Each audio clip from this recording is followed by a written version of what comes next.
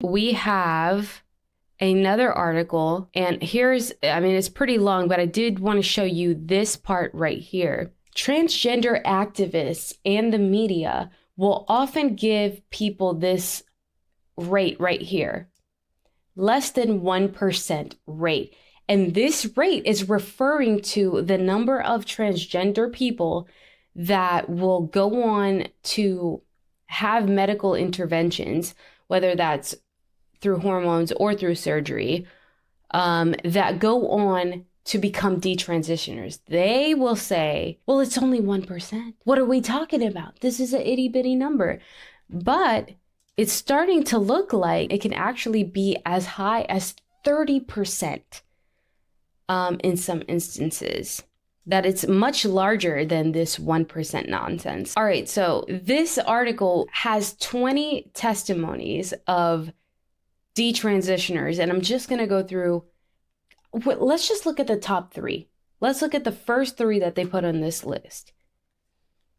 Daisy Strongen spent 7 years from age 15 to 22 attempting to transition from female to male. It began when she immersed herself on the internet due to depression and low self-esteem. Chances are the kid who is spending 14 hours a day on the internet probably doesn't have a lot of in real life friends, so they probably feel alienated. I mean, that's how I felt.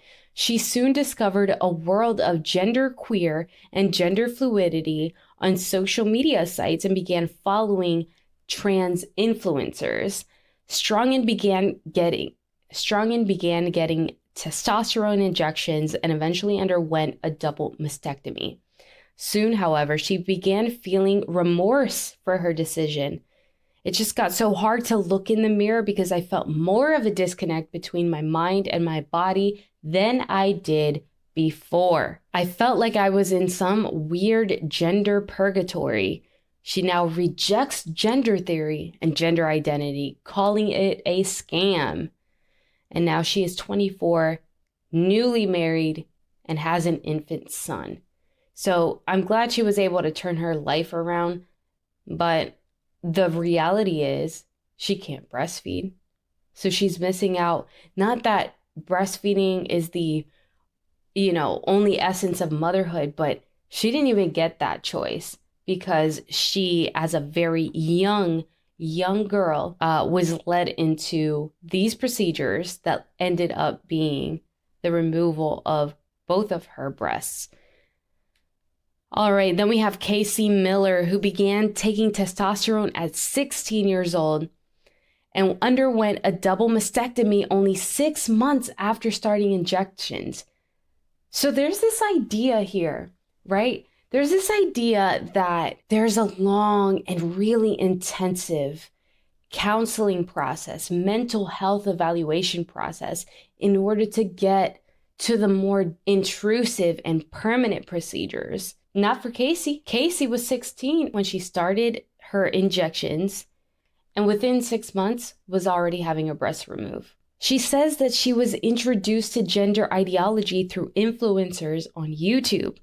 After noticing that testosterone treatments were causing severe hair loss, she started to detransition and now admits that a social contagion played a role in convincing her to transition. Funny about these influencers reaching people at such a young age. This is a testament to the dangers of social media at an early age. It's very dangerous. That's why I encourage anyone watching, do what I'm doing.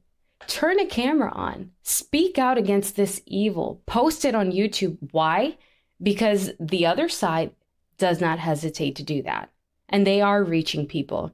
They're reaching vulnerable young women who are depressed and lonely and convincing them that there's something wrong with them, and they believe it. We need to put a better message out there as Christians. Then there's a story of Chloe Cole, which, man, her story is wild. I'll probably dedicate a video at some point to Chloe Cole's story, but she went on puberty blockers and testosterone at just 13 years old. She'd been diagnosed with autism. By the way, they're starting to discover a link between autism and gender dysphoria, and ADHD at age 7, and spent a lot of unsupervised time online where she was exposed to gender ideology. When she began questioning her gender identity, she was fast-tracked. Another person saying, I was fast-tracked by medical personnel into transitioning, and her parents were pressured to sign off on it. So just like we saw in the Texas Children's Hospital, what I was talking about, where they are profiting, they just want to get more and more people because they're profiting off of this. Where you saw 13, 14, 15-year-olds. She underwent a double mastectomy at 13 and still suffers medical complications to this day, 5 years later. She came to regret her decision and now is a spokesperson to advocate for protecting children from undergoing transitioning procedures, and now has a group for detransitioners called Detrans United. This girl is incredible. And it's really, really sad that she had to be victimized by these disgusting doctors. Another one, let's read one more. We have Helena Kirschner, who struggled with depression, isolation, self-harm, and eating disorder and suicidal thoughts as a young teen. At 13, she was exposed to gender ideology through Tumblr.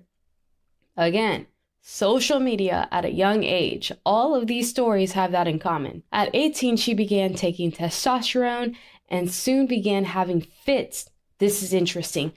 Fits of uncontrollable anger, and eventually resorting to a psych unit where she was diagnosed with borderline personality disorder and psychosis.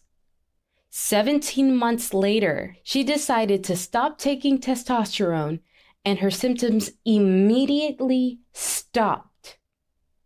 Kirschner noted that no medical professional suggested that the hormones could be causing the symptoms. And I've watched an interview with this woman before, but she talks about what it was like to be on these medications. There was elements of hyper rage, hyper sexual drive, and she couldn't control it, and it was ruining her life. So all of these doctors, right, that we were talking about, all of these doctors here, these evil doctors are perpetuating this further. They're getting these kids on these testosterones, fast tracking them because it's financially expedient for them. And these teenagers who are lonely, depressed, want to kill themselves are being told by trusted medical professionals that here's the solution to your problems. And it only makes it so much worse. So as Christians, here's my message to Christians. This world is way worse than you might realize. Our children need us. If you are a millennial now, if you are a Gen Xer, if you are a boomer, we need you to tell the truth. We need you to, yes, be courageous.